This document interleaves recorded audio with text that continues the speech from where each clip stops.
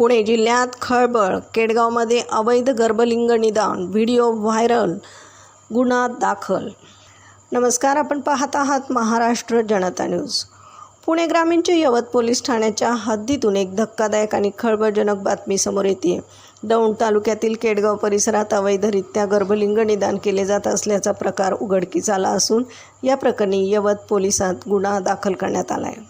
दौंड तालुक्यातील केडगाव परिसरात बेकायदेशीरपणे गर्भलिंग निदान केले जात असल्याचा एक व्हिडिओ सोशल मीडियावर विशेषतः व्हॉट्सअपवर जोरदार व्हायरल झाला होता।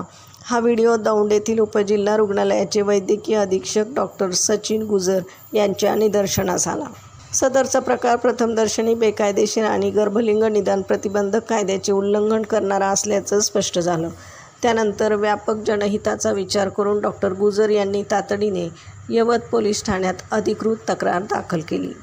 या तक्रारीवरून पोलिसांनी केडगाव येथील रहिवासी असलेल्या अण्णासाहेब गिरी या आरोपीविरुद्ध गर्भलिंग निदान प्रतिबंधक कायद्याच्या विविध कलमान्वये गुन्हा दाखल केला आहे।